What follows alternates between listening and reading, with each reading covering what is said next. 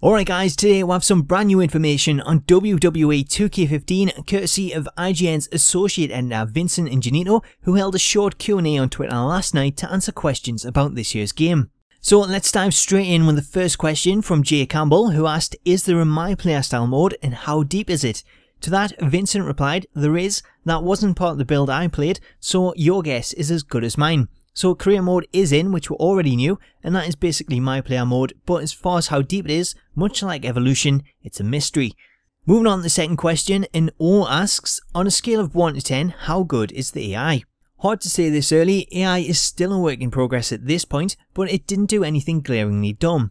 Even though Vincent didn't give a rating, the sheer fact that he says the AI didn't do anything glaringly dumb is a positive based off the last few years, so hopefully the AI continues to be improved leading up to release. George Nella asks, is the new stamina system better than the awful mechanic introduced earlier in the series? How is it different? Stamina system seems legit right now. 3-tier meter, as long as you don't fully deplete a meter, it slowly regens. If you fully deplete a meter, you drop down to the next tier where moves get slower and you're more vulnerable. This to me is some of the best news yet because it gives us a much better understanding of the stamina system and the effect that it has on gameplay, as we now know there's 3 tiers to the system. The first tier sees you full of energy as you start the match, the second sees you begin to tire, and the third sees you exhausted to the point that you'll be throwing wobbly punches just like IGN mentioned in the preview, with your moves becoming slower and leaving you more open to your opponent's attacks. The next question comes from Jonathan, who asks, is it easy to control for someone who hasn't played many fighting games or WWE games? Easy compared to fighting games. If you've never played a WWE game, there's always a bit of a learning curve, but not too hard. Caleb then asks, what do both the analog sticks and the D-pad do? Their functions have varied over the years. How do submissions work? Left stick moves, right stick is used in the chain wrestling minigame, D-pad taunts, and didn't notice any big changes to subs. So based on these last two questions, there doesn't seem to be much change in the actual controls, and it's still fairly easy for someone new to the franchise to pick it up and play the game, with the only real change being the right stick, which is now used in the chain wrestling or lockup animation that you use if you're trying to grapple at the start of the match. As for submissions, with Vincent stating there's no big change, it appears that we'll still have the breaking point system with the resiliency option, which is probably something people will have mixed feelings about. CS Evans asks, if a character is low on stamina when doing a move, will it look different than if they have full stamina?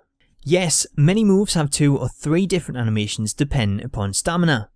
So again, this is great news for me because it means that we won't always see the same animation and it'll vary based on how much stamina we have, which is way more realistic and might explain why this year's game has 5 times as many moves as any other previous game if some of those are different variations of moves. Moving on to the next question, Antonio K asks, will we still be able to hit finishers out of nowhere and have catch finishers? Vincent then says, I can confirm catch finishers, not sure what you mean by out of nowhere, you still need to build your meter. Tony then clarifies his question by explaining he meant to be able to hit a finisher without first having to grapple, which Vincent confirms is still the case. So we now know we can still hit a finisher as normal and we'll have catching finishers return, but there's no mention of catapult finishers, which is something that I could see 2K removing because of the fact that they're going down a simulation route and a lot of the catapult animations weren't very realistic. Patrick Garrity asks, the were option sliders on 2K14 kinda confusing. Haven't been let into the full options menu, so I can't say, I hope they're back. So this question wasn't worded the best, it was more of a statement than a question, but I do agree with it as the slider options in 2K14 weren't really explained too well, but I do expect them to return in 2K15 because they come in handy and it gives you the option to customize the AI so you have the aggression of the legend difficulty, but the match doesn't have to turn into a reversal fest. Following his earlier question, Tony then asks if there's a new way to kick out of pins or if it's still the same meter, which Vincent confirms the kicking out works exactly the same as it always has.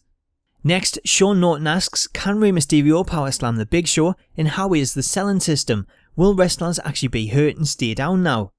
Nope. More stats outline your wrestlers' abilities this year and stick closer to them. Showing pain and selling is significantly improved, especially on strikes as you're getting up, which used to be no sold. So from this we know the weight detection system is still in place to stop the smaller guys lifting the big guys, and also the new AI styles mean superstars wrestle in styles specific to their characteristics, such as Mysterio being a high flyer and the Big Show a giant. Also, it's great to see we'll be getting new pain and selling animations, as that too will greatly improve the look of a match and make it more realistic, as the current animation that sees someone get back to the feet generally just sees them stand up as though nothing had happened. It also builds on last year when we've seen superstars hold their head in pain after taking a finisher or a strong grapple to the head instead of just laying flat out on the mat. The last question comes from Soon Dragon, who asks, will we have to sit through the quick time event every time we want to lock up, or is it only for the start of the match? Just the start of the match, and it isn't a quick time event, positions are dynamic and the timing doesn't play a factor as much as decision making.